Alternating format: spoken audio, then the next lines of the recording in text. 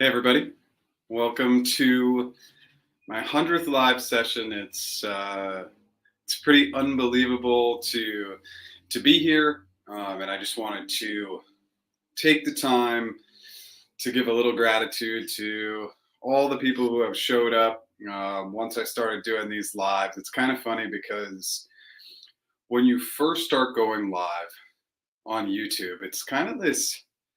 Well, it's weird. There's some stress, there's some anxiety. I used to have somebody who partnered with me and they would manage the lives for me. So I manage it all myself now. And it's just kind of good to sometimes have a backup person to do it.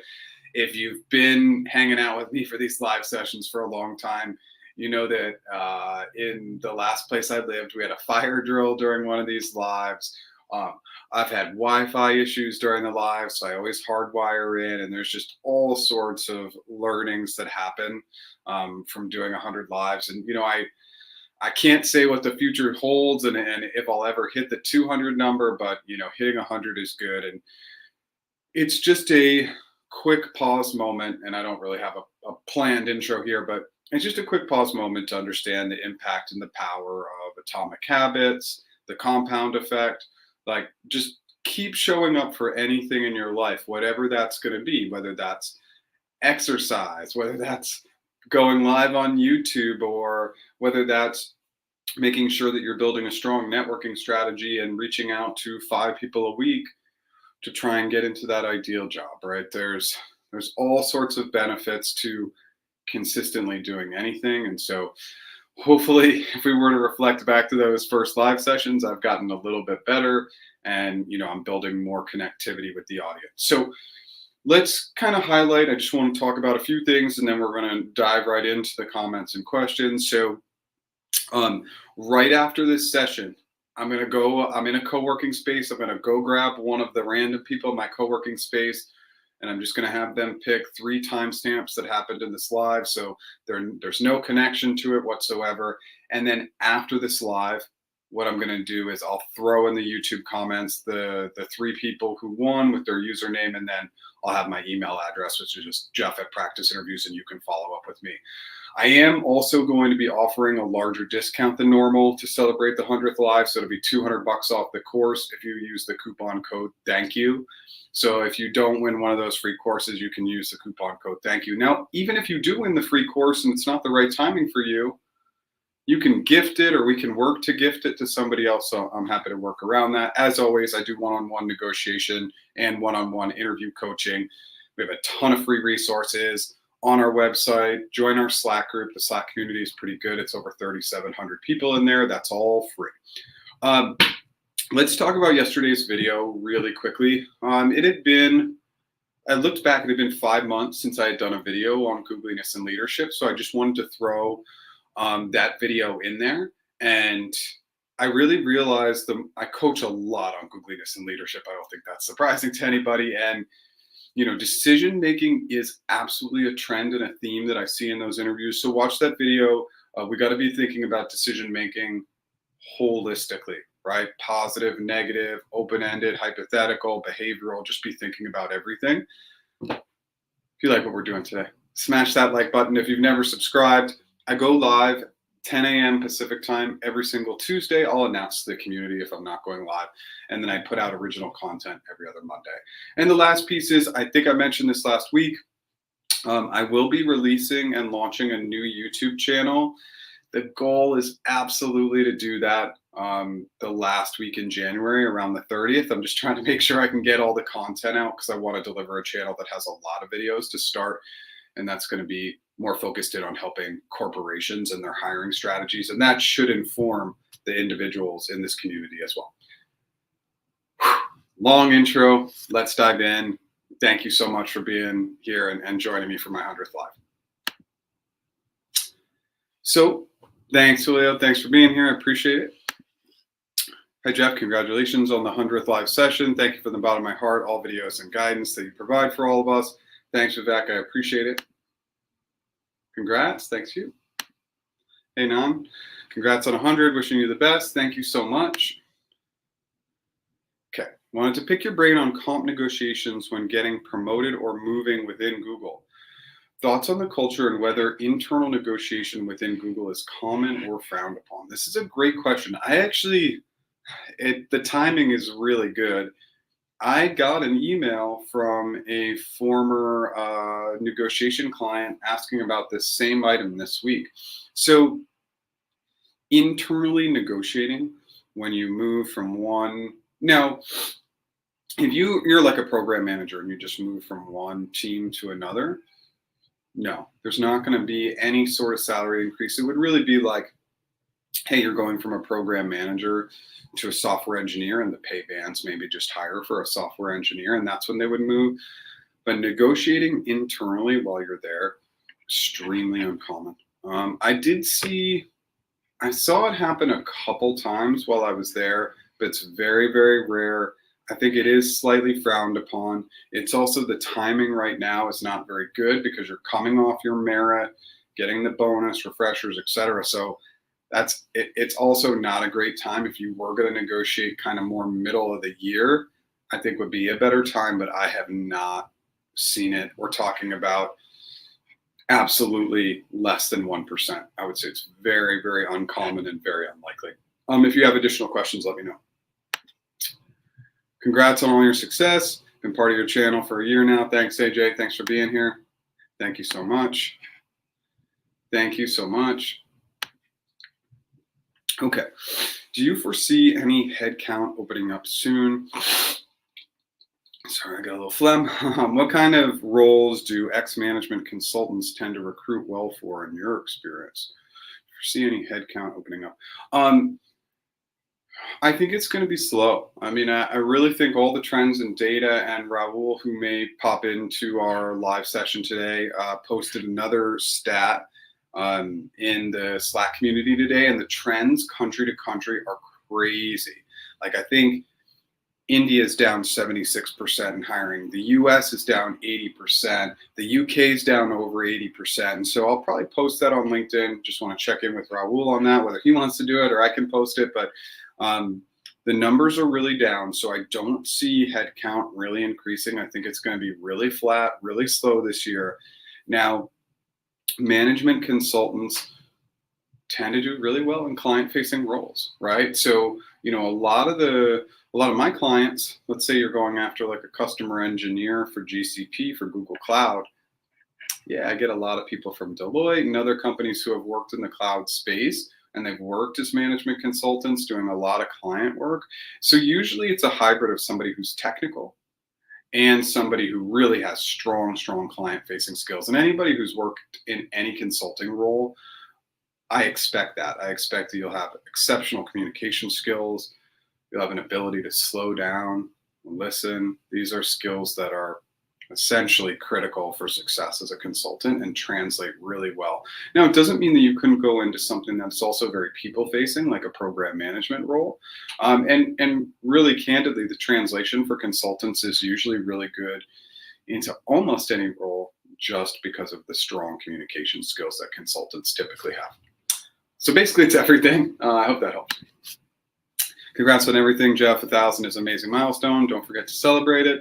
Yeah, and I'm really here for the community. And I think, I want to just continue to talk about the fact that I am starting to pivot my business a little bit. And so, yeah, I'm not sure that we'll hit 200 lives. I'm not sure what will happen with this individual YouTube channel. And I think that sometimes, the completionist in me, and like, I don't really drive towards being a completionist, but wants to see certain numbers in terms of views and subscribers and all that stuff. But at a certain point, I'm just going to need to move on. And I think that, I want to be really candid with the individual audience. I think maybe 2023, I'll continue to do the individual stuff, and then it may be a full pivot by the end of the year to the corporate stuff. I just have to see how it goes. So I'll keep everybody posted on that.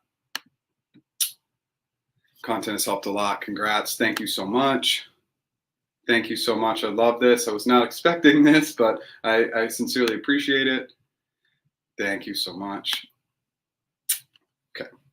Would you consider making a video about different teams in Google, or overview of roles in tech and personalities that thrive in them? It's an interesting It's an interesting question. I mean, I think whenever I do videos, I get a lot of requests for videos for different areas, and I just, I'm such an in the arena person, meaning that I like to speak about things I'm knowledgeable about. So, like, I talk a lot about program management because I spent the majority of my career at Google in program management, recruiting program and technical program managers. I know a lot about the software side of things because I hired engineers for a year. I know about the client facing cloud roles because I hired those for a year, and with software engineers, it was also in the cloud space. So I spent a couple of years in cloud, a few years in program management, but all the different teams at Google, I don't have like 100% insight into all the teams. So I may not be the best person to speak to that. And this is what I recommend. Just be discerning when you look at the information, right? I always go to the source, go to Life at Google, go to their resources because their resources are fantastic. And then if you do want to look up some Google information, I can be a decent resource just because I work there, right? It's not to say that people can't get good information from other places. So that's kind of the first part. So let's address the second part.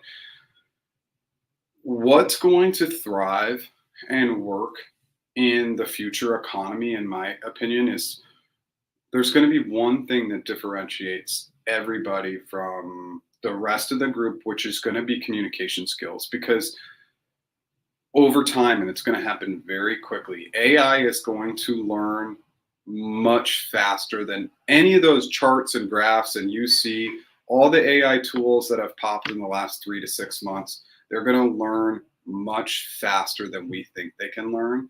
And that will remove a lot of positions. So the one piece that will be a differentiator is your ability to communicate, listen, take in data, and present ideas. But I think it always defaults to communication skills. So in any role, your ability to communicate and communicate effectively, communicate with proactivity, take a step back and listen is going to be absolutely critical to success. And on the listening side, I mean, this is just a good data point for anybody who's in the live right now. Start to watch the trends when you speak to people. Can people hear your entire comment or statement, or are they always jumping in? Do they even allow space for you to come in? Do they ask you any questions about yourself? Because the more I do this business and have been involved in this business, I'll find that I meet new people all the time who won't ask a single question about me. They'll never allow me to finish my statements. There's just an overall lack of interest in doing anything other than speaking. So just be aware of it, because I think that communication skill is going to be critical. I know that is a super long-winded answer, but I hope it helps. Appreciate all your support, Jeff. Just amazing. You've helped a lot of people. Yeah, and thank you so much for that. I really think that I have given a little help to some people, but I think the reality is it's about taking information and applying that information. So maybe a tiny bit of it is about some information that I put out there, but the majority of it is about taking that information and applying it, because my information isn't really helpful if you don't apply it. And that's where people have really had their success. And that takes a lot of work and effort, as people know. All right, Tina, thanks for being here. Congrats. Thanks for helping you. And everybody, if you're not on our Slack group, it's free. Join our Slack group. Tina is our most famous AVP on there. And so some AVPs have reached out to her for help, and she's been very, very generous with her time. So thank you, Tina, because you've been a huge, valuable member, one of the most valuable members of the community since I started doing these lives, which I guess has been, I don't know how long it took me to get to 100. I should have actually looked that up. I think I probably started doing lives in probably late 2020 would be my guess. Thank you so much. Okay. You have a referral from one of the head of departments at Google, and you've been trying to apply to one of the partnership roles. However, I've gotten rejections in the last 3 months. My resume was built by a reputed firm. Okay. There can be a multitude of reasons why I'm not getting an interview. My major concern is now that there's no partnership roles on the careers website. Yeah, I mean, AJ, let's go back to this. So, I mean, the reality is that first of all, I don't believe that, and people are not going to like this comment, but I don't believe that there's a reputable firm for resumes. I think hands down, Chat GPT will outdo any resume writing service from now into perpetuity. I don't think that a resume writer can beat Chat GPT anymore. And the second piece of that is that oftentimes resume writers are very fixated in what they believe is best as opposed to what's best for the audience. And the audience needs to see a bulleted summary. They need it to be clean, and building a creative resume will not get you the job. Those are outliers. Those are for creative positions. So I don't really think that I strongly recommend that nobody use a resume writer anymore. Really, we should have never used them in the past, but now with Chat GPT, I did a video on that a couple of weeks. Check it out.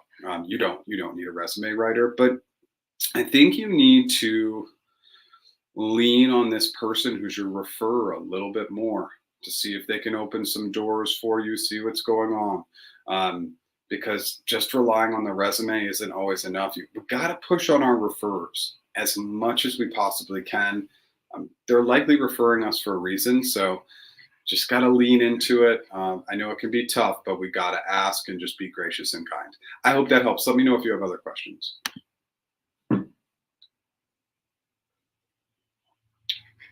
Hey, Corey. What do you think is the future of remote hybrid on-site work? What have you preferred through your career? Congrats on your 100th. You helped me learn a lot about GE as a new sourcer. Absolutely. So I think that the future is going to be this mix. I think there will always be companies that are going to prefer having you on site, even if that reduces productivity. I think that there's just this lack of knowledge around the fact that people can be much more productive working from home, but that's based on commute. We also get a lot of value off of people's energy. And so physically being in the same space, this is data and science. This is not Jeff saying this. Data and science proves that being in the same physical space has a lot of power. And so I do think that we should be, if I had to pick, kind of the hybrid would be a really good thing. Now, of course, if I was still working at Google, I would be there every day because I want the free food. I like the free gym. I like the perks. I like the comfort of it. I like getting out of the house. I worked from home for a while during COVID and everything, and I really didn't like it. I didn't care for it. But I think that you're going to see a mix of all three. I don't think that that's going to change. But I kind of like a mix. I mean, if the commute's good, so I can tell everybody my current commute to the office is really good. My office from my home is 0.6 miles away. I don't own a car. I just have a beach cruiser, so I just ride my beach cruiser. And yesterday it rained a little bit, so I put on a raincoat and I walk to work. So I have a great commute. So in that case, if the commute's great, 100%. I want to be in the office every day because it gets me out of the house. It's better for work-life balance. My home is my home, and my office is where I do my work, even though I do work from both. Again, really long-winded, but it's a good question. And you have to think about, like, what do you prefer? What's your work style? I'm highly extroverted, so I get energy off of other people. So that for me also is a reason to be in the office. If you're highly extroverted, chances are working from home, while it might yield some benefits from a productivity standpoint, you're gonna lose out some in the people interaction, people's energy. Lastly, I know people don't like commuting. Nobody likes commuting, but you can use commuting to your extreme benefit. If you have to commute 1 hour each way, I mean, that could all be learning time. You could literally be reading 1 to 2 books a week. And especially if you 2x that, if you're commuting, you should use all your commuting time as learning time. Yeah, sometimes you're just going to want to listen to music or chill out, but I highly recommend it. I know that was long-winded. I hope that helps. Hey, Raul. Hardest, congratulations on achieving a century of YouTube Lives. I'm sure you'll achieve 200, 500, much more. Wish you success. Thank you so much. Raul's one of our amazing members of our Slack group, just constantly providing data and information to the community. Go to practiceinterviews.com, sign up for our Slack group. It's free. I don't charge any membership fees, nor will I. This is the idea is to build the community, and a lot of times I'm not in there very often, once or twice a week. The community is lifting each other up. So go utilize that tool. It's free. It's great. Hey, Jeff. I requested for my interview data. I got a strong hire in my previous interviews for an LCS in Dublin, but didn't get through. Is it more of a freeze or I didn't get it? HR said no feedback.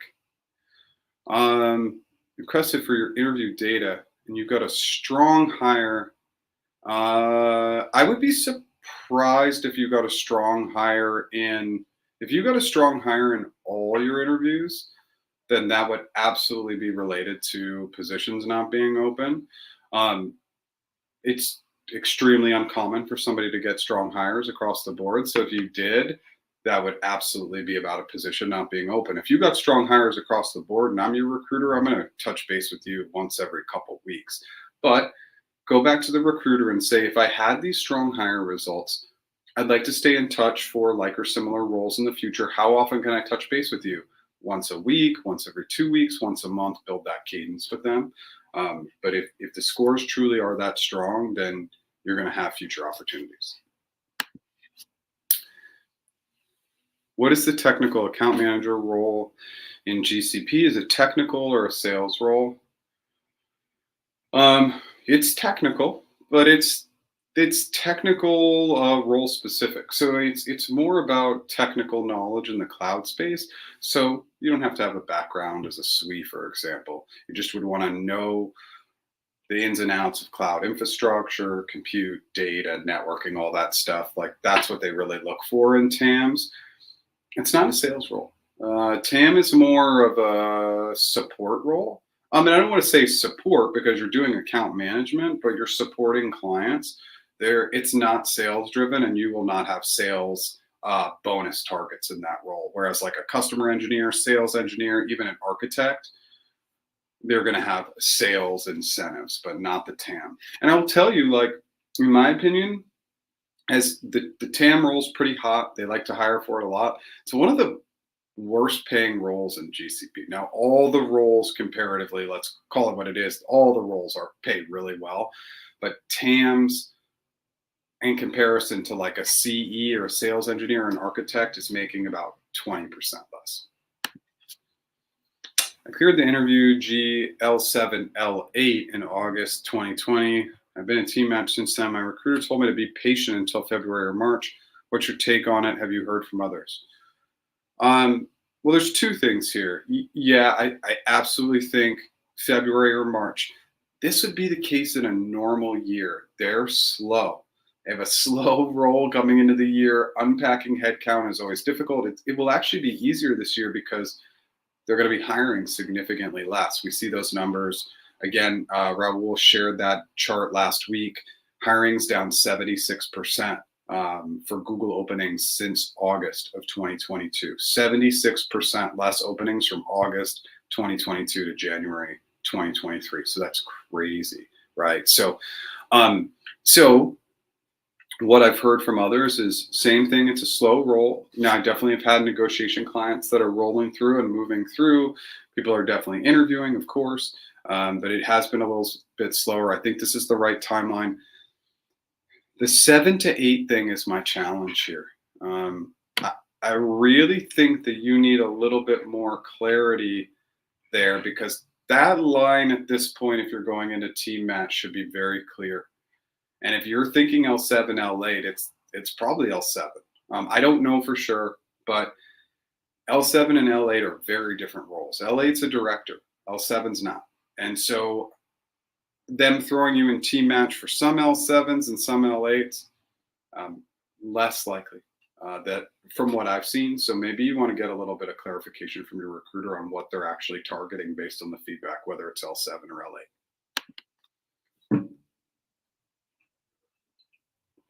Okay, you're in the team match phase for product ops ladder, but no luck yet. Would any of my interviews, GCA, etc., apply to another like program manager role, or would you be starting from scratch?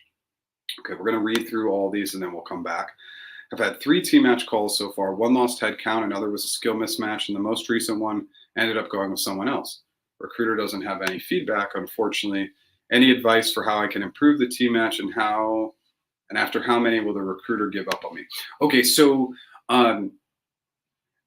if it's a good recruiter, like if you're going program management to program management, I'm going to try my best to repurpose at least 2 interviews. I'm going to try and repurpose the Googliness and leadership interview because that is the most cookie cutter of all the interviews. And then I'm going to try and repurpose the GCA too, because if it's for program management, it should be similar.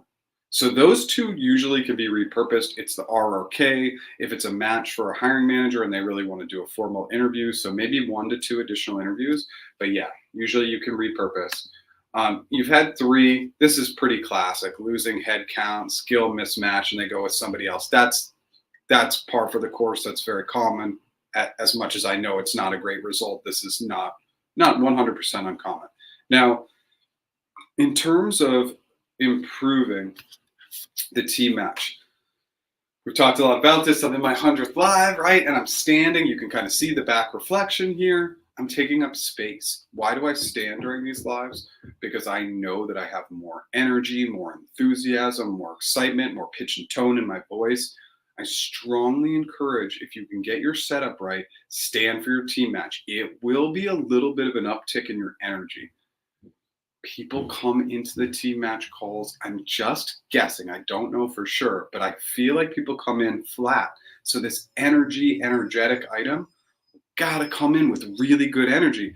I don't want to work with somebody who talk. We gotta come in, be excited. When they come onto the camera, I mean, I've done this a million times, but we gotta be like it needs to be exaggerated. We need to be excited.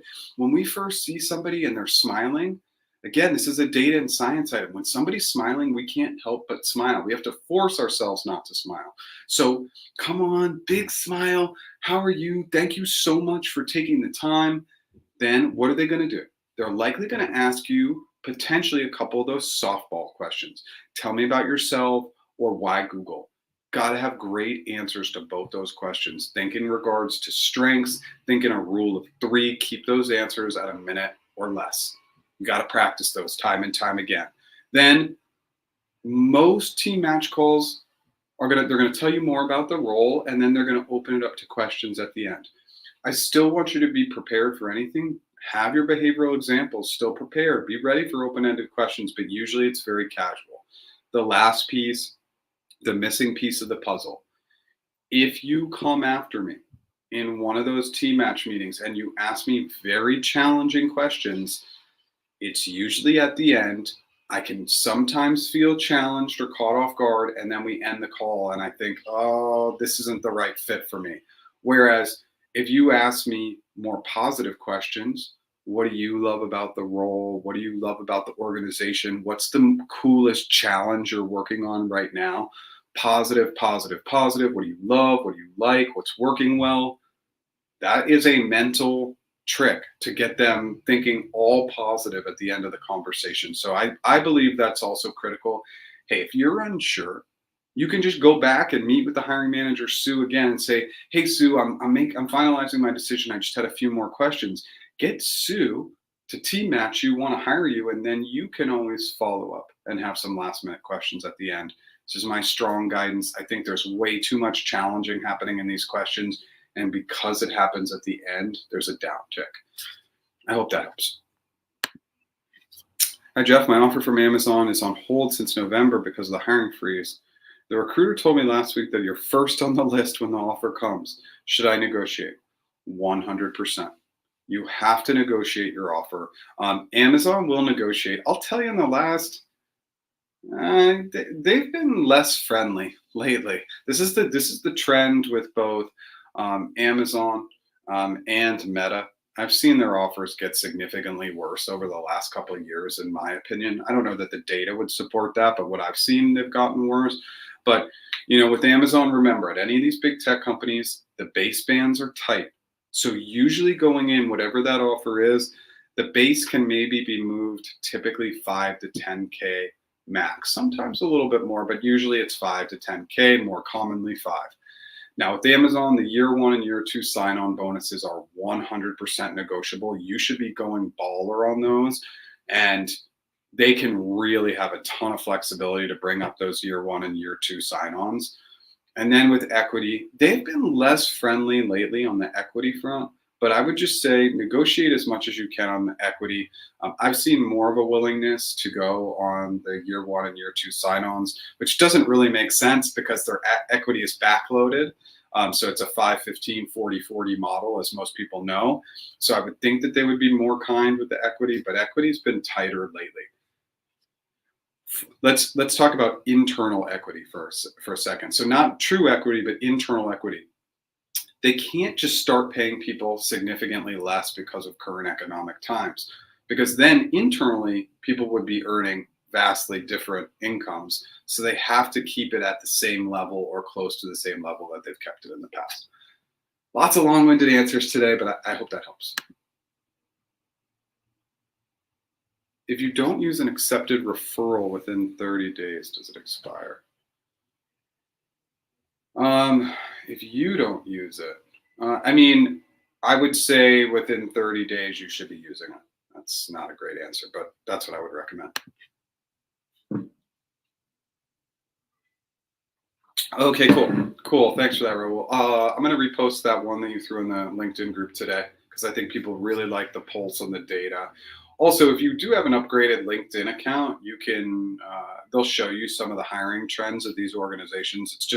It's a little kind of hidden thing that you can look at, but you have to have an upgraded account. Congratulations on your 100th session. Thanks. You're waiting to hear from GCP if the role I interviewed for will be reprioritized. Stayed very close with my recruiter and hoping for good news next week. All right, Zachary, sounds good. If you're staying close with your recruiter, that probably means your recruiter's doing a good job of following up with you. So continue that trend. Come back next week or the following week. Let us know how things are going. Hi. Let's see if there's a question there. Let's scroll down a little bit. Signed an offer from Google 2 weeks earlier. Content helped me specifically in the Googliness and T-Match rounds. Thanks a lot for the good work. Absolutely amazing. Congrats. There are good stories coming out of all of this, right? People are having success. So it's just great to hear people's success. Yeah, congrats. It's amazing. Those are 2 of the trickier rounds. So I'm glad you did well. Appreciate your content, Jeff. Congrats. Thank you so much. Would you please suggest valuable skills or tools to be hired as a TPM or a PPM or a PM? Yeah, so I know this is super funky, but I always kind of like flag this. If it's TPM, technical program manager, or PM, they call it a PGM to distinguish PGM, program manager, PM, product manager. I know it's like a nuance, but just something to be aware of internally. Look, I think that lots of times you might be coming from a role that's not a quote unquote program manager role. That is not the most common title. You might be in a project management role. You could be in an analytical role, but really have those good PGM skills. And so just think about everything that's transferable as you're thinking through your examples and creating your good clarifying questions and frameworks. I also think it never hurts to get some sort of project or program manager certification. Those learnings and skills can be applied, right? And that's not so much to say, look at this certification I got. It's more to just make sure you're continuing to be really well-rounded in how you complete work and how you look at the project and program management space overall. So those are a couple of recommendations. Obviously, go online and look at any tips that you can find, but sometimes coursework can also be helpful. In the meantime, you've scheduled an interview with Apple on a PM role that would require relocation.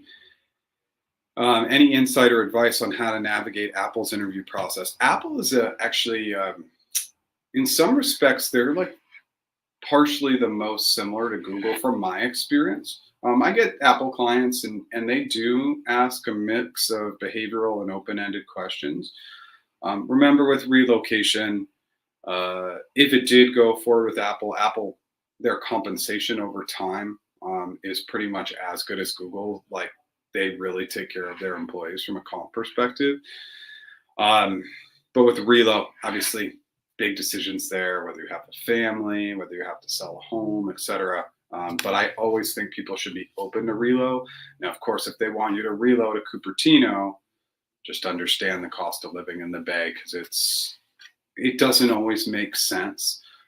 You'll make much more in the Bay, but it doesn't always equate to actually making more money, specifically because of the cost of living. And most importantly, it's just the high cost of mortgage and rents in that part of the country. Hi, Jeff, new listener. Any recommendation on applying for SWE L4 during this job market? It's all about communicating well and being the best in the technical round. Okay, so I don't recommend applying.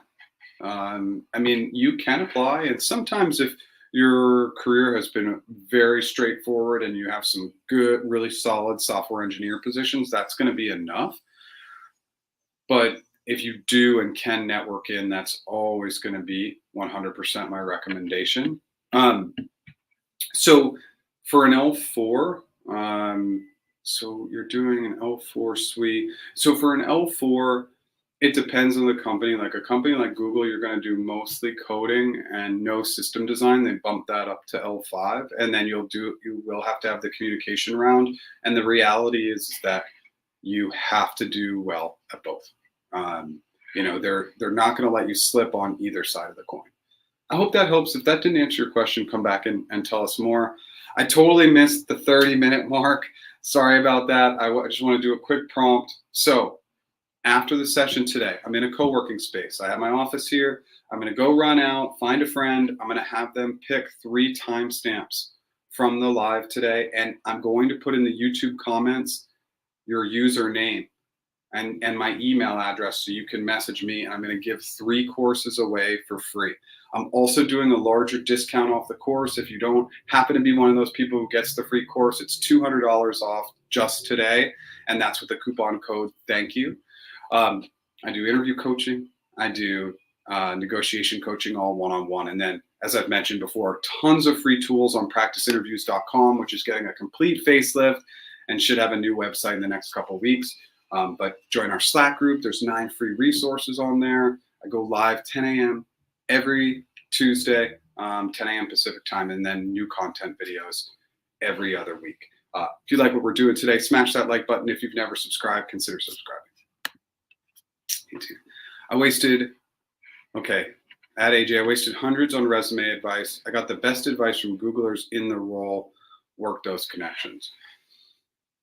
Yeah, so I just want to let's just pivot back to the resume for 1 second. The reason why I don't typically like resume writers is because the missing piece of the puzzle is the audience on the other side. You are going to get 3 to 5 seconds. 3 to 5 seconds initially. If they like what they see, they're going to spend more than 3 to 5 seconds. If they don't and cannot get to the data or information in 3 to 5 seconds, they're gone. So how do you get somebody's attention in 3 to 5 seconds? A bulleted summary that matches the keywords in the job description. So what this means is that there should be a different summary for every job that you get referred into, apply to, network into. And if you have a good shell resume, you're not going to change anything else in the resume, just the bulleted summary. And you can do that using ChatGPT. I did that video a couple weeks ago. Each time you create a new resume, it's going to take 2 to 3 minutes only. And this is where resume writers have a huge challenge. They want to make the resume all fancy and put a sidebar here or a sidebar here, and they put information here and here. They put it in paragraph form. I can't find the information I need in 3 to 5 seconds. I'm gone.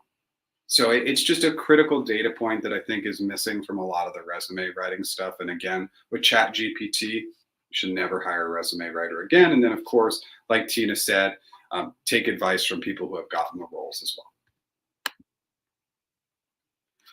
well. Hi, Jeff. Oh, we already said that. Hi, Jeff. What was your LDAP? So LDAP is your username at Google, and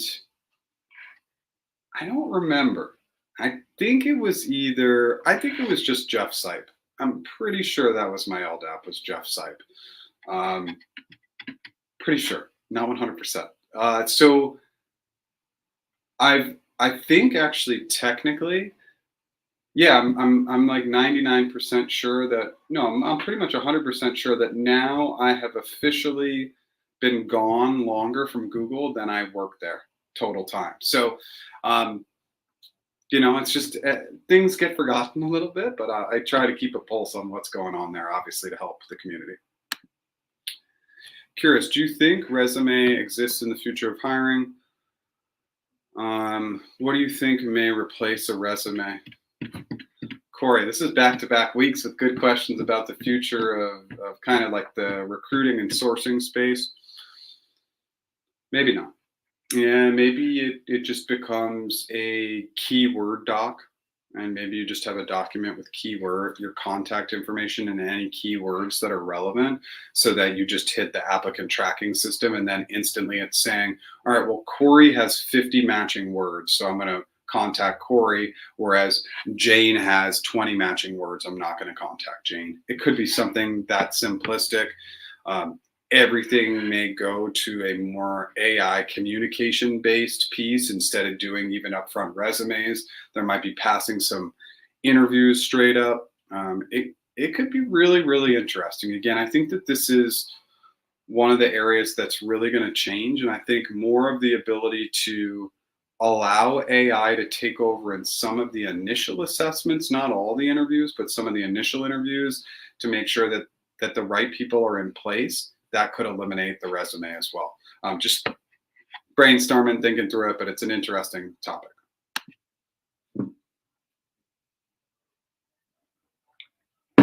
Hi, Jeff. What is the negotiation advice for a bear market, and how do we convince the recruiter to advise this for you? My negotiation advice has not changed, but I also strongly believe you have to know the organization you're negotiating with. And if you don't have enough data, you have to ask, right? Like if we're going after these big tech companies, especially like a Google, you can go crazy. They're not going to get you those crazy numbers, but they're not going to rescind the offer. That's not to say that some big companies won't rescind offers, won't take it the wrong way. So know the company first. But I wouldn't be negotiating any differently. And remember, no recruiter can really use the bear market as an excuse, because for internal equity, we got to get paid the same, right? Like you can't just all of a sudden make 50% of what everybody doing the same work around you is making. So I say go baller, negotiate the way you've always negotiated. And if we're reflecting over the last 3 to 6 months, yeah, there were some offers that didn't quite fall into my expectations. They were lower. There were also a number of offers, because there's less roles and those roles are prioritized, that went way above my expectations. So it's kind of a crazy market. Just get after it as much as you can. Hey, Jeff, congrats on the 100th episode. Thank you. I hope you'll continue to host these virtual meets even less frequently. Very helpful. I get pumped up every time. Awesome. Yeah, thank you so much for being here. Again, I always like showing up for these. It's always fun I know it's weird because I'm chatting in and I'm looking at my webcam, right? But it's always good to be able to help the audience, and people can also bring in data and points and stuff that I hadn't considered or thought about, or just to share with the community. It's great. Thanks for being here. Definitely prefer hybrid. After doing all 100% on-site, 100% remote, and hybrid, I have to say hybrid works the best for me personally. Wonder how much companies could utilize co-working spaces. Yeah, so I have multiple friends here in our co-working space who the company pays for their office here, so that they don't actually show up to the office, but they have a place to go that gets them out of the home. Because really, companies should support co-working spaces, because just the mental stress of always having to work from home. Now, that's not for everybody, right? Like it really depends on your circumstances. Like I said, my office is 0.6 away. I ride my beach cruiser here. I live in San Diego. It's almost always clear. It's never freezing, right? So I have like the perfect setup. but that's not going to be everybody's scenario. But I think companies should 100% support that financially, because it's still going to probably be cheaper than to have a physical office set up for them. So I'm very supportive of it. Contacted my recruiter and heard nothing back, although he was excellent about connecting via text. What do I do? It's interview/candidate. I always forget this, and I don't know why I forget it every single time. It's interview-candidate-feedback at Google. If it is Google, Liz, so interview-candidate-feedback. If that's wrong and anybody's in here, let me know at google.com. And that usually they'll get escalated and you'll hear back in 24 hours. It's weird that if you were texting them that they would not get back to you via text, but if you can't get them via email, that's a way to do it. I just want somebody to sanity check that specific link, because I always tend to put that in the wrong order. Congrats on the 100th live. Your videos helped me a lot. Thanks for all the work you're doing. Thanks for being here. Thank you.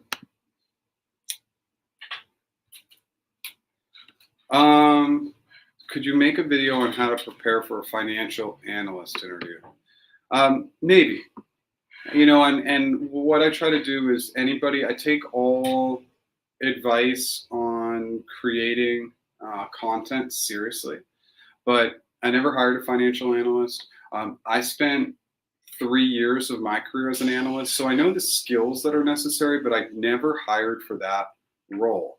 So it'd be some guesswork. It'd be more kind of putting together research. It's definitely something I would consider. I've gotten a lot of requests for financial analysts, business analysts, business systems analysts, and I do want to do more videos that are focused in on one specific role, because I think those are fun. So I'll definitely take it into consideration, but I haven't. Well, I take that back. I actually have hired financial analysts in my career. Now that I'm saying it, I did hire financial analysts for a few years in a couple of other roles. So yeah, I think that could definitely be one I consider. I forgot, from 2010 to 2013, I did hire a financial analyst. Okay, so I do have experience in that space. So yeah, absolutely. Let me think about it. How do you know if the role's been closed, been deprioritized, still open? What does radio silence in the new year mean? Let's say it's your crystal ball.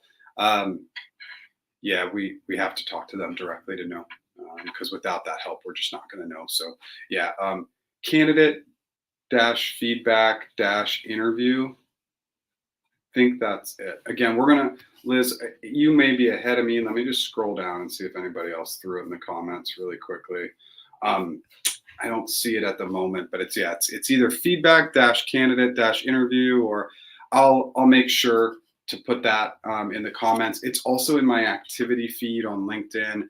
I just always forget, and I tend to flip the concepts. But what that does is that's a Google email, and then it hits a team that I think's overseas, and then they instantly poke the recruiter, and the recruiter will always get back to you in 24 hours, because it's basically, hey, you haven't done your job sort of email.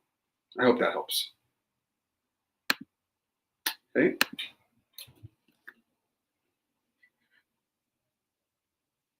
Wait a second. From a Google vendor, you can't move Google rope, direct it, required 6 months gap. It's a miss or true? I'm not. Let's see the second comment. I don't understand that question. From Google vendor, you can move to a Google role, payroll, if you apply. Oh, I think I see what you're saying. Let's try and work through this and then come back if I don't answer your question. That after being a contractor, they want a 6-month window after being a contractor before you apply for a full-time. Maybe. There used to be some kind of blackout period. There used to be a blackout period after being a contractor in order to go to full-time, but I don't know what the latest one is. So if that's what you've heard, that might be true. Okay. I'm giving away 3 free courses today. So we'll be basically at the end of the session, I'm going to go to one of my people in the co-working space. I'm going to have them pick a few times from the timestamp today, and then I'll be giving courses away. And then in the YouTube comments under the live, I'll be posting those people's names so that they can contact me to get the info. +1 on standing for meetings. I tried last week, and even though it took more work to set up, it was worth it. As long as you don't rock back and forth, just stand, please. Rocking drives me nuts. Yeah, and so remember, you're going to do some movement, and you're going to be moving around a little bit, and then your low back will get sore, as mine does, so I just need to move. But yeah, like all the rocking can be very, very distracting. So you do want to kind of stay in one position, but it can really enhance your energy. And just from a health perspective, it's good to stand multiple times throughout the day to just get the energy going. We all of us who have those desk jobs just sit too much.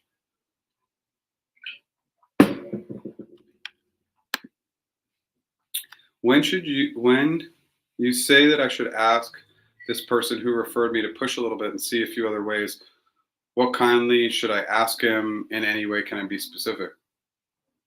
You simply say to them, look, you've been so helpful and I really appreciate it, but I'm not getting any feedback on these roles. Is there any way you can reach out to the recruiter on my behalf? Can you reach out to a hiring manager who's hiring for a like role? If you know anybody in these positions on my behalf, I don't really know what the process is, because each referrer will go to different lengths sometimes to help.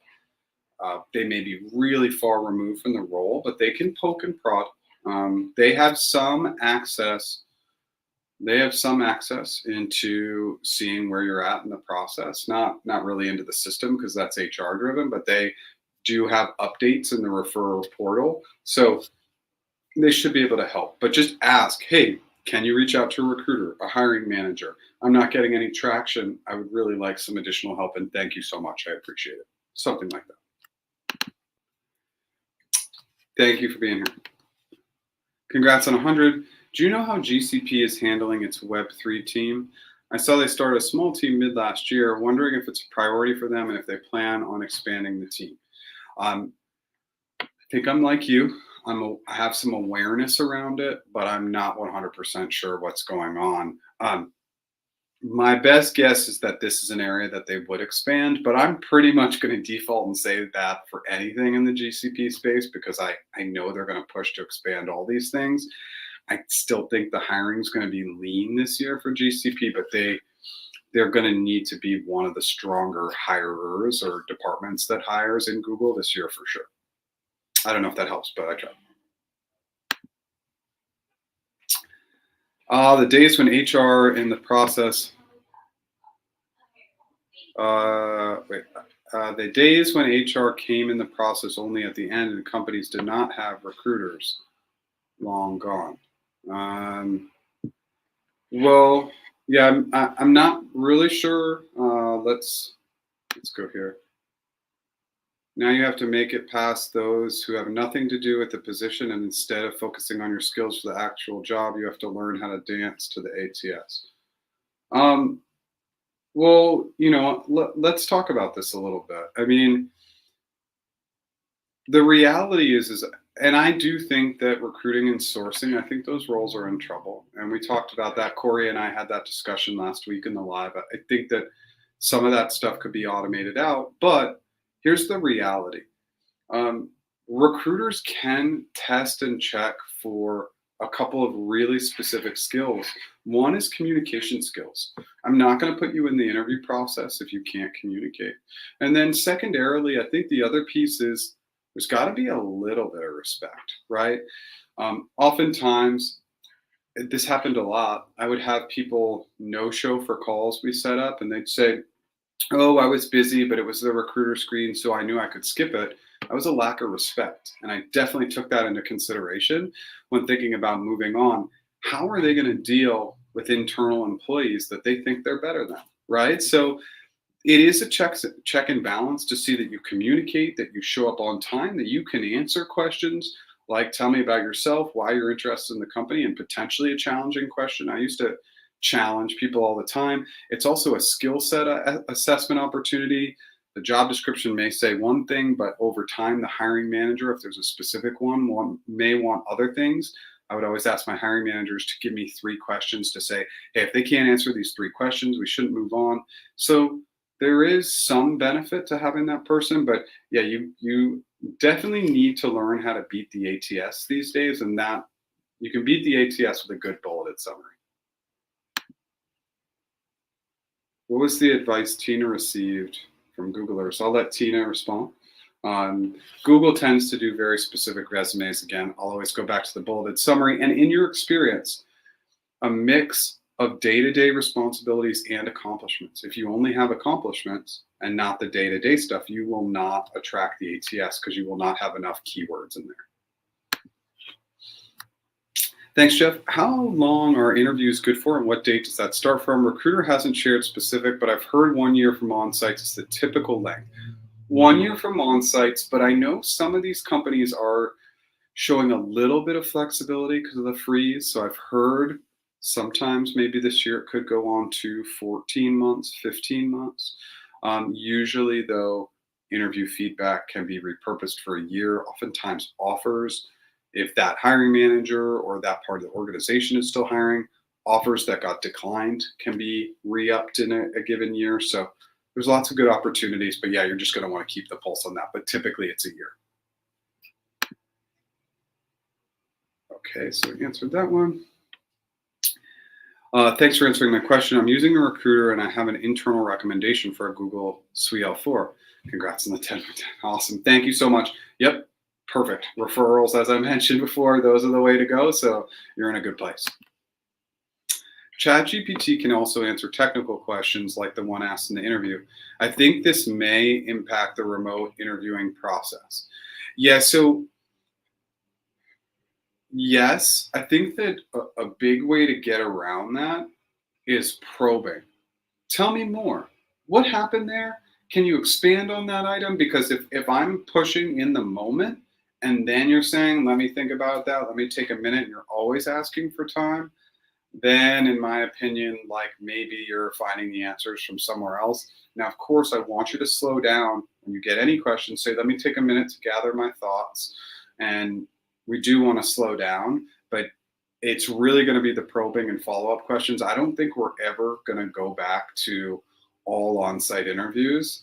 I just don't see that happening. I mean, if it happens, good. I think there's some advantages for you as a candidate because, again, the energetic space. There's some disadvantages. You can't, be wearing pajamas on the bottom, and you can't have your cheat sheet. So, but I think follow-up questions will be the way to get around some of that stuff. Is there an automated tool that Google recruiters use for team match candidates that clear the interviews, or is it a manual process? To me, I've always understood it to be more of a manual process, but that system has changed quite a bit since I left, but it seems to be manual. I can find out some more information on that and see if I can get an answer if you come back next week. Let me see if I can find out more data on that. Hey, Jeff, thanks for the amazing content. You're undergoing final 2 interviews for a large customer sales intern position at Google. Yeah, so the intern positions are going to lean more behavioral. I've just seen intern roles, apprenticeship roles, they tend to lean more behavioral. So really work your examples and just know that examples don't always have to be from another internship, another work experience. Really think about your schooling, some really complex or intriguing like school projects, definitely projects that have a collaboration focus because anything collaborative is going to be really helpful, but definitely is going to lean behavioral, and just do not shy away from those school examples. Okay, AJ, we'll churn through these. So my friend who referred me has written an extremely positive referral summary in the letter, which directly conveys how I would be of value to Google. He said this time I should get interviews as he wrote a great background summary in the referral and ended with, he strongly recommends me for a team to consider me in the interview. The reason I asked you whether referrer would expire if I don't use it within 30 days, because as I said, I'm applying to an India partner role in Dublin as they're big on hiring from India. However, I haven't been able to see any partnerships roles. I've been on a lookout for partner roles in India for a year now in referral, but they won't have the demand. Okay. That's why I was advised by my friend to Google apply in Dublin and Germany, as there's roles there. Okay. And I reached out to a few Indian people working as partner managers in Dublin, and they said that they're applying to other countries. Didn't play well for them, but Dublin did. Okay. So is there a specific reason for it? If no partner roles get uploaded in the next 15 days, may I go to other countries where I would be a match? Yeah. Yeah. Go to other countries. I mean, I don't want you to, if it's something that you're open to, I don't want you to take opportunities away from yourself. Uh, I am a huge advocate of being open to reload if it makes sense for you and your family or anybody that would be impacted by your relocation. But it's something that I had to do to take the job, and there were circumstances around me doing that. My circumstances were very, very safe and easy compared to most. No kids, no pet. I was renting, but I did leave my wife in San Diego, and I did move up to the Bay by myself, right? And then I was commuting back and forth for a while, but I made it work. Again, that's a very straightforward, easy scenario, though. There's not a ton of complication there, but always be open to reload. I think that I look at it for myself now. I'm back in San Diego where I want to live. And I took that opportunity to reload and take the chance, and it obviously worked out well. So definitely something I recommend. I don't know how many people who would sit in a remote interview and type questions into Chat GPT. There's no way to fake that while on camera. You can tell someone is typing and reading. Sometimes. Yeah, I mean, I've had clients, and remember, I have clients pretty much every day, 7 days a week. And I've had clients say I was reading my answer and I didn't know they were reading. Now, a lot of times you can tell, but that's actually something that you can practice. You can practice typing into Chat GPT and kind of playing around with it and kind of trying to beat the interviewer.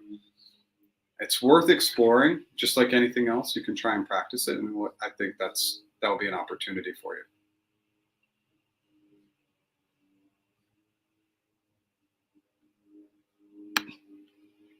Hey Jeff, congrats on the 100th session. The same recruiter declined my past 4 applications for different roles.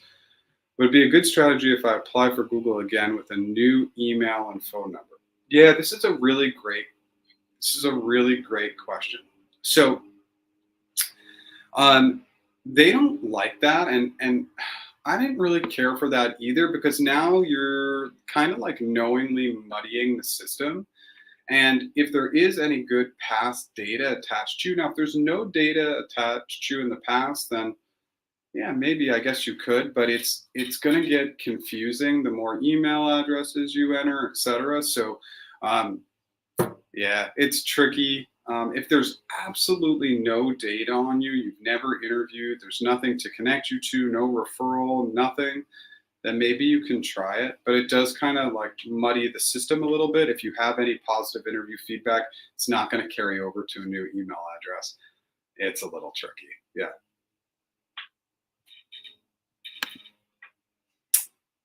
Okay, so go there.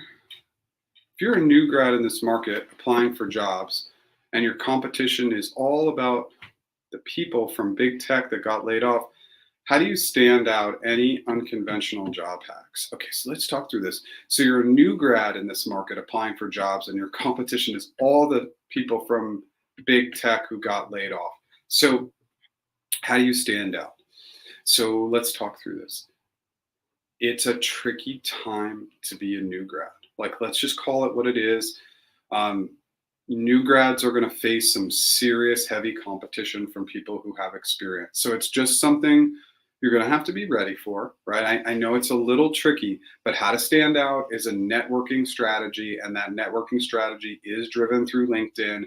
And you start to stand out by commenting, liking other people's activity. And then when you make connections, I talk about this almost every week, you give, you don't take. Hey, Sue, came across your background, looks really cool. Wanted to share this article with you about an ML trend that's happening in the space. Have a great day. And so this would be for any second connection. You can add a note, and I just give, and that's how you stand out, because Almost everybody on LinkedIn takes. And if you have a giving strategy, it's a longer term strategy, but trust me, it works. Okay, so I'm kind of skipping these AJ and Jeremy. I don't want to get into that, but you can always ask multiple tiered comments or questions. Sometimes it just takes a little bit more information. And yeah, Jeremy, you can hit up Tina on the Slack group. Just remember, gracious and kind platform, right? I'm here to help everybody. Thank you so much. I appreciate it. Thank you. I have an upcoming interview for Google's internship, and your videos are so helpful. Thank you so much. Awesome, Kim. I know internships are going to be less common this year, so get after it. And remember, those school projects really matter, and they're going to lean behavioral. Any tips on how to nudge a recruiter to cast a wider net during the team match? Go beyond the TPGM and maybe adding more RK or product management interviews. You could ask your recruiter if there was any feedback that was not 100% definitive, like you had a lean hire and an opportunity to redo that to strengthen your packet. That's a question you can ask. I wouldn't want you to add additional interviews, and definitely do not go over to product management. That is not going to be good. Product interviews are very, very different from program manager interviews. They couldn't be more different. And the product manager interviews, just FYI, are probably the most challenging of all the interviews at Google. Just my 2 cents, but my time in London and Germany were two of the richest experiences of my life. Yes, made 35% less than US counterparts and barely met living expenses, but great life experience. Liz, thank you so much for that. So I think I mentioned in last week's session, I got really close to taking a job in Google London, and I let the 35% decrease in my Bay Area salary to moving to London impact my decision. And I regret that decision. I think it would have been amazing to live in London, one of my favorite cities in the world, and such a great jumping off spot to do tons of travel. So yeah, I think you think about how you can make it work. And I mean, my funny story that I'll share with everybody really quickly, when I moved to San Jose, I got a tiny bit lucky because I timed the market like 2012, 2013 is when the Bay Area just started taking off and everything got so expensive. But I got this, I think it was 250 square feet, little tiny 1-bedroom. It was totally illegal. They had styrofoam sheets in between me and my neighbor. I could hear everything they were saying, but it was a block away from the Google shuttle. The place was terrible, but it worked. It suited my needs, and it allowed me to be paying 2 rents at the time, be able to be close to the airport, fly back and forth to San Diego. So sometimes you just make sacrifices. And of course, these are not big sacrifices, I think, to work for a company like Google.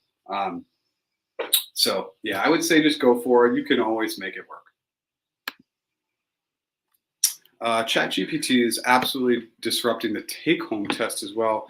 Curious how that type of assessment will change, or if it'll be utilized going forward for technical roles. Yeah, I don't know what the heck's going to go on, right? With ChatGPT, you can cheat on a lot of this interview stuff. I don't know what the education system is going to look like because of ChatGPT.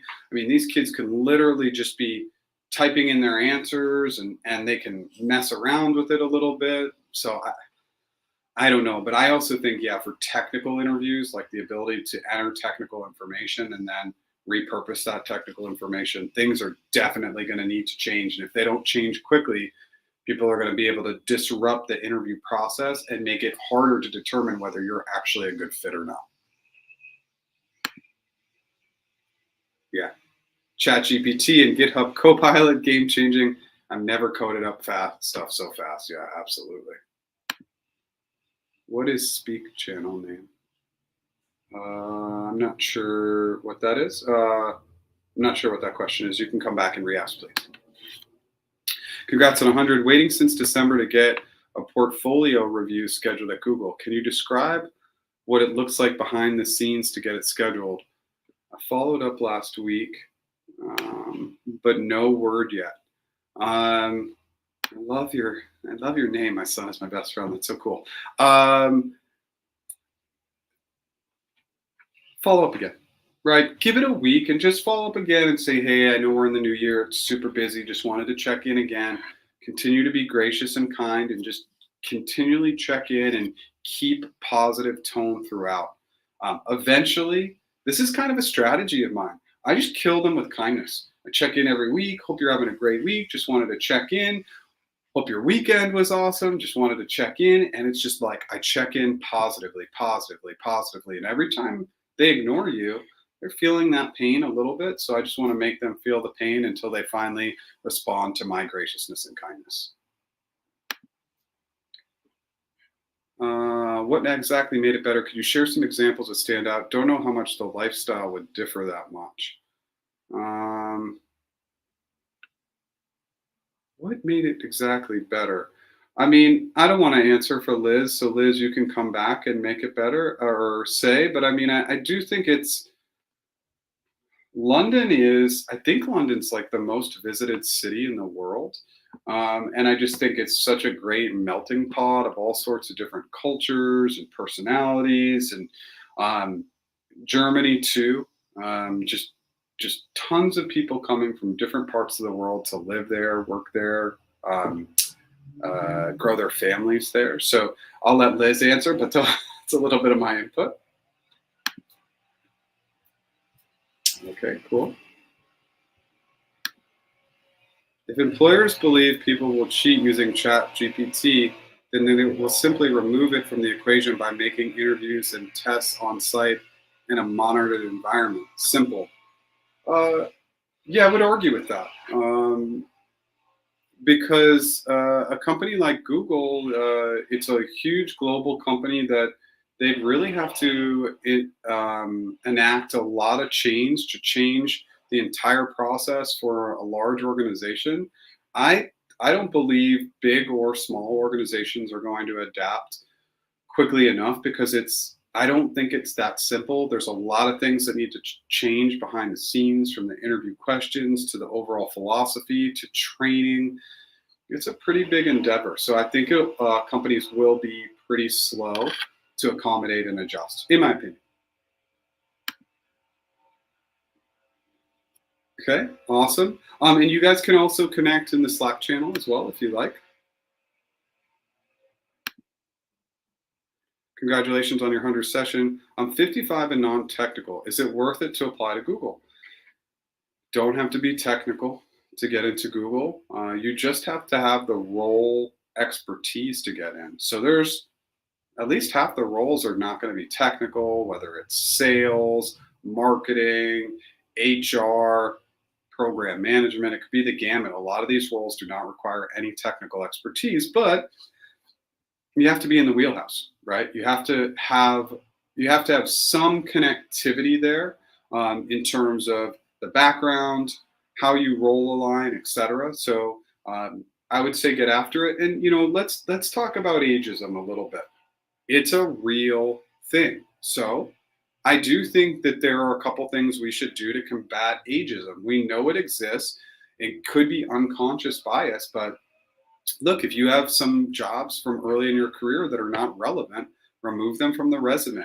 If you got a college education or a master's or a PhD, remove the graduation dates. They can't ask about that stuff. So we can make ourselves try to appear a little bit younger. Look, we got to combat ageism somehow, some way. So sometimes removing those earlier positions makes sense. I graduated college in '99. Where do you see my LinkedIn profile? 2006. I worked in mutual funds. I worked at MIT, but it was more administrative. I've worked in all these roles that didn't really make sense until I started my analytical roles for a few years and then built into recruiting and then stayed a recruiter. It's a much more natural path. So I've removed those first 6 years, 5 or 6 years from my background because they're just not relevant. So that's a way we can make ourselves look a little younger, but just role relevant skills is going to be the most important. Hey, Jeff Life. After all, life is not better, just different. Values are different. I love international languages, cultures, fascinating. Yeah, absolutely. And again, everybody's path happens for a reason. And I believe I wasn't meant to be in London, but I think, again, in retrospect, I just use it as an opportunity to share with other people. Sometimes the compensation will be less and you're going to a really expensive market, but some of the other things that you can get in that market are priceless. In this slow hiring phase, as you were a Google recruiter, do you get advised by seniors to not interview candidates that would require a visa sponsorship? Read this in a Twitter thread, hence curious. No, I never experienced that there would be a push to not hire potential sponsorship candidates because hiring was slower. I never experienced that. I also hope employers don't ask to remote into your desktop monitor what you're doing during a remote interview. I think that would be, there's way too much legality behind that. I don't think that would happen. I don't think. Cons of the cost restraints. No, AG, I don't think so. Could you try using Streamyard to get people live to ask questions via video in case you want to have more interactive discussions? I don't know. I don't, maybe. I mean, I think that one of the reasons why I believe this live setup works really well is simply because, like, I want to make sure we're getting to each question and kind of churning through it. I think a video conversation, all of a sudden we could get into a long dialogue. And I just want to make sure that I'm getting to everybody's comments in a timely manner, and obviously really the one-on-one time with me and the back and forth with me is reserved for the one-on-one coaching sessions that do come at a price. And that's why I do love to be on the Slack community and go live, but I'm not sure that I would want to introduce the video feature because I think it could take away from the audience. I'm not sure. It's something I'll think about. Maybe I'll trial with a friend or something. Thanks for the advice. I didn't even know that StreamYard had that capability. I don't think I really used the capabilities as good as I should. Before the pandemic, remote interviews wasn't really a thing. So on-site will definitely be a thing again. Maybe. Yeah, maybe. I mean, I will tell you, like, Google always had kind of a hybrid of videos and on-site. And even when I got hired there, I wasn't on site and I got hired as a contractor, but all my interviews to get in there in 2013 were all done via video. Hey, Jeff, just stopping by to say hello. It's been 6 months since you got converted from a TVC to an FTE, and it's been amazing. Always recommend all your videos to everyone. All the best. Thanks, Flavia. Yeah, just so excited for you and love it when people still show up after all this time. Because I know once you've seen my face and listened to me and had to go through all the process, you're probably done with the interviewing stuff and you just want to move on. So I appreciate it when people come back and say hi. Yeah, absolutely. Sometimes driving things through the Slack group is going to be great. Anybody can connect any way you guys want to share information is fine with me. So it's really up to you, but you can definitely DM through the Slack group. Thank you for being here. Jeff, you're so kind. Thanks for helping me in so many ways. I can't even tell you how much your videos and guidance helped me on the journey. I hope to get an interview at Google this time and move up. Yes, absolutely. I have 2 projects in my portfolio for Google. Is that enough? I figured I only have time to present 2, or should I send over a revised portfolio with 3? I would say if all 3 of those are really strong, you can revise it. But if 2 are like game changers and the 3rd is like, okay, you don't want to take away from the other 2. So if you have a 3rd really strong one, I would say add it. If not, I would. Can you confirm that is definitely not true? I accepted an offer in mid-December at G for a role outside of my current company and includes full reload and visa sponsorship. I do not want you to worry. You're already there. You're already going through the process.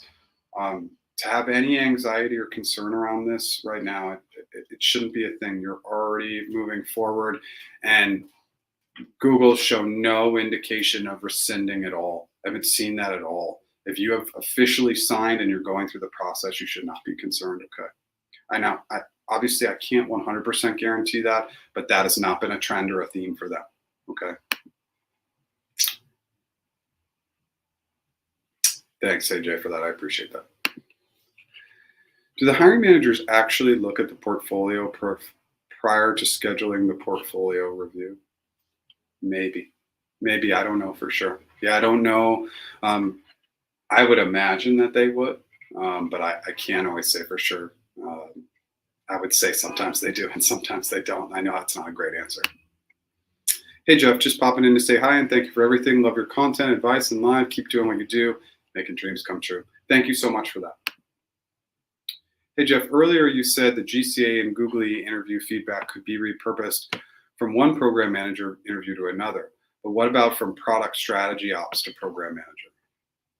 No. Those are two separate roles, so that would not be repurposed.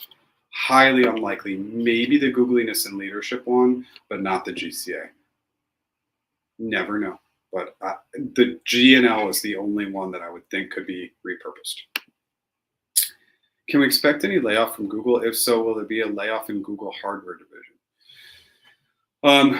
I don't know about a Google layoff. I mean, clearly they're trying to hold off or hold on and not do it. So I think that there is some reason to feel positive, like they're not going to do it, but I just don't know.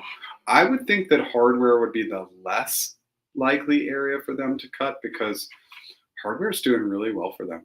The Pixels are doing really well. Nest is doing really well, I think. So, and obviously they acquired Fitbit a couple of years ago. So I would be surprised if hardware has cuts, but I'm just guessing at this point. Jeff is awesome. If you're serious about Google, book a one-on-one with Jeff. He's awesome. Thank you, Danielle. Got the interview, got the job, and still using Jeff's interviews for internal interviews. Thank you, you rock.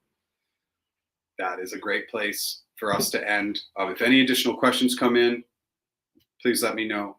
By noon Pacific time. Again, I'm going to go out. I'm going to have somebody go ahead and review, pick some random times. We'll pick a few people and we'll give away the course for free. So please check the YouTube comments by noon today. And if your name pops up, I'm going to put my email. It's just jeff@practiceinterviews.com to email me. And then we can make sure we get you set up with that free course. If you do not, if you're unfortunately not one of those three that gets picked today, I'm offering the biggest discount I've ever given on my course to celebrate the 100th live. If you use the coupon code thank you, the course will be $200 off until midnight tonight. I do one-on-one interview coaching. I do one-on-one negotiation coaching. We have a ton of free tools, 9 free resources on the website. I'll continue to build that out. Free Slack group. Join the Slack community. 3,700 people holding each other up, doing free practice interviews with each other. It's a great platform. Strongly recommend that you join. Thank you so much for being here. If you liked what I did today, smash that like button. If you've never subscribed, I go live 10 a.m. Pacific every single Tuesday, and then original content videos every other Monday. Thanks so much for being here. Thank you so much. Love chatting with the future, picking your brain. Thanks, Corey. Love the questions. Keep them coming. Thank you so much. This was helpful. Awesome. Thanks, Liz, for your comments. I appreciate it. Thank you, everybody, so much for being here.